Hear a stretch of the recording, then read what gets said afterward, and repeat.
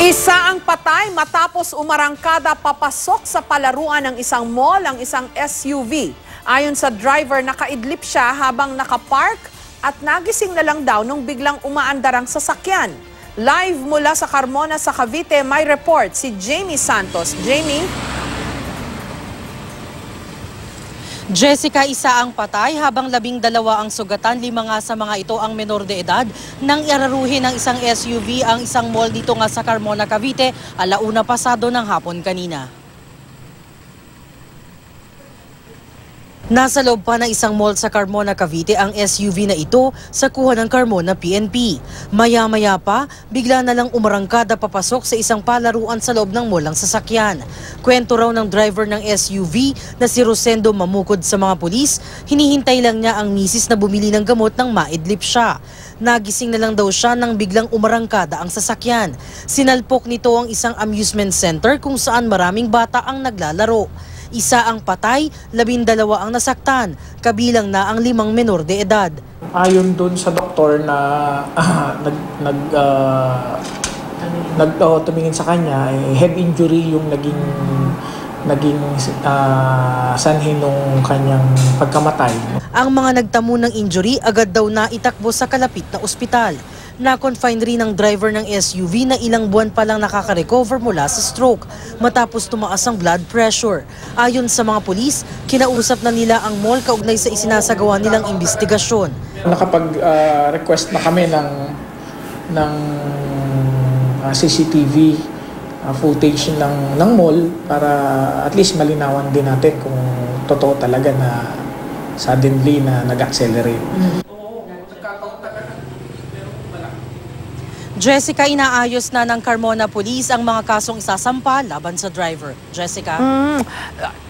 Jamie, anong dahilan ng driver? Bakit bigla na lang siyang naidlip?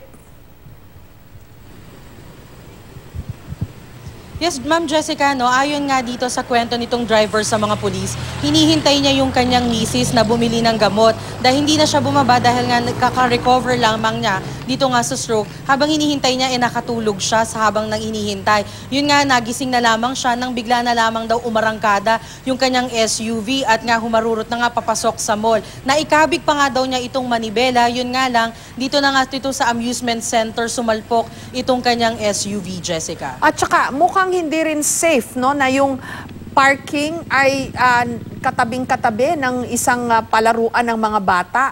Parang may mali rin doon eh. Bakit masyadong malapit doon sa palaruan yung paradahan?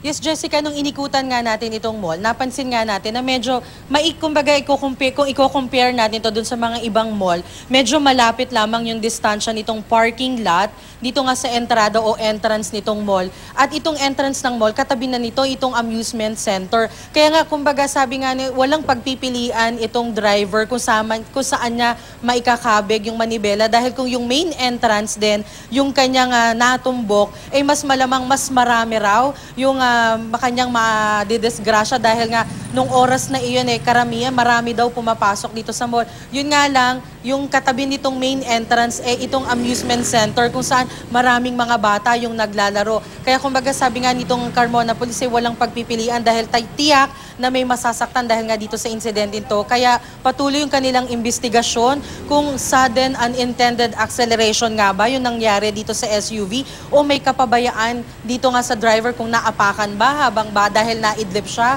or baka naman nagising na alimpungatan hindi siya kumbaga hindi naka-park dahil nga itong SUV nitong driver automatic, hindi daw ito yung manual driving kaya baka daw mamaya hindi ito nakalagay sa park at nasa neutral lang kaya kung masagi man ay aandar daw talaga itong sasakyan, Jessica. Oo, at saka kahit walang sumagi, no, dapat kasi no idling, 'di ba? Dapat ini-ensure na yung mga nakaparada, lalo na malapit sa amusement center o palaruan ng mga bata, dapat nakapatay ang makina. Hindi pinapayagan na naka-idle yung kotse habang may inaantay. Kasi iyan nga, natulog, nasagasaan yung mga bata sa loob ng amusement center.